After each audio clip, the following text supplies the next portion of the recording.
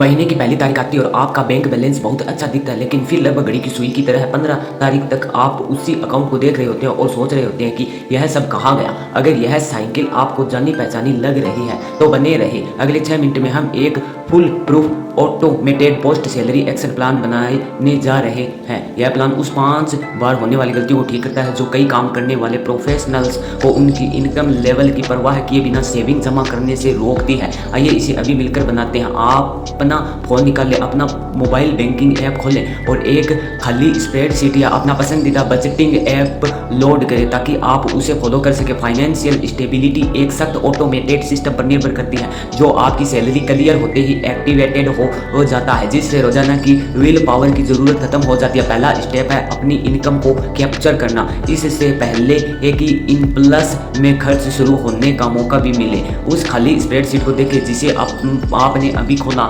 हम आपकी सैलरी को 50 से 30, 30 से 20 रूल का इस्तेमाल करके 3 बैगेट में बांटेंगे। अगर आपकी टेक होम सैलरी 50,000 रुपये है तो 25,000 रुपये किराए जैसी जरूरी ज़रूरतों को पूरा करेंगे। 15,000 रुपये आपकी ज़रूरतों के लिए, बाकी 10,000 रुपये भविष्य की सेविंग और इन्वेस्टमेंट के लिए। यह अंदाज़ा लगाने की कोशिश न करें कि आपने पिछले महीने क्या खर्च किया। अभी आपने असली बैंक स्टेटमेंट निकाल लें और अपने खर्चों को कैटेगरी में बांटें ताकि पता चल सके कि आपका पैसा नेचुरली कहाँ जा रहा है। अब दूसरे स्टेप पर चलते हैं। अपना इमरजेंसी फंड सिक्योर करने के लिए अपने मोबाइल बैंकिंग ऐप पर स्विच करें। आप अपनी सैलरी का 10% automated regular transfer set up करने जा रहे हैं। सबसे ज़रूरी बात, इसे हर महीने की दूसरी तारीख को अपनी सैलरी आने के ठीक एक दिन बाद शेड्यूल करें। इस खास ऑटो ट्रांसफ़र का टारगेट इतना कैश जमा करना है कि आप 3 से 6 महीने के अपने बेसिक खर्च पूरे कर सकें। इस इमरजेंसी पैसे को एक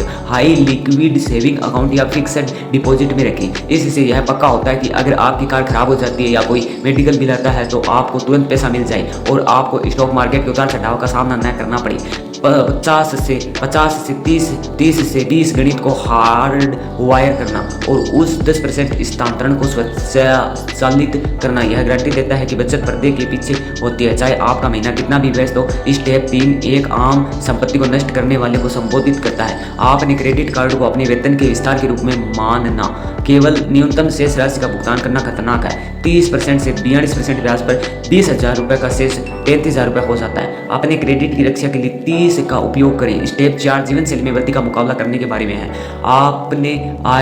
आपके आय में किसी भी वृद्धि के साथ खर्चों में वृद्धि की प्रवृत्ति। आवेगपूर्ण खरीदारी को कम करने के लिए किसी भी विलासिता की वस्तु या महंगे गैजेट को खरीदने से पहले 48 घंटे की अनिवार्य प्रतीक्षा अवधि स्थापित करें। इस अवधि के दौरान इनमें से अधिकांश खरीदारी अपना आकर्षण खो देती है। जब आपको वेतन वृद्धि या बोनस मिलता है तो हाइप की वजह से मीम स्टॉक्स या क्रिप्टो के पीछे भागने से कैपिटल लॉस का ज़्यादा रिस्क होता है। यह ग्राफ वोलेटिलिटी और लगातार ग्रोथ के बीच का अंतर दिखाता है।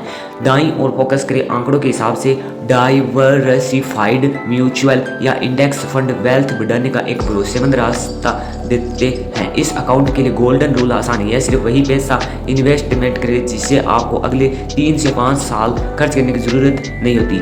असली वेल्थ जनरेशन एक मैथमेटिकल धीमा प्रोसेस है जिससे आपकी फाइनेंशियल लाइफ से इमोशनल और पैनिक को दूर करने के लिए डिज़ाइन किया गया। अगर आप इसे फॉलो कर रहे हैं तो आपका पोस्ट सैलरी एक्शन प्लान अब पूरी तरह से चालू है। आपके पास अपने बजट के लिए पक्का नंबर 1 ऑटोमेटेड इमरजेंसी फंड और साफ इन्वेस्टमेंट गार्ड रेल है। रोजाना हर एक पैसे को ट्रैक करना और गैर जरूरी और इससे अक्सर बर्न आउट होता है। इसके बजाय हर रविवार को 10 मिनट के लिए एक रिकरिंग कैलेंडर अलार्म सेट करें ताकि आप अपने बर्थडे बजट कैटेगरी को रिव्यू कर सकें और यह पक्का कर सकें कि आप अपनी 50 से 30, 30 से 20 लिमिट के अंदर रहें।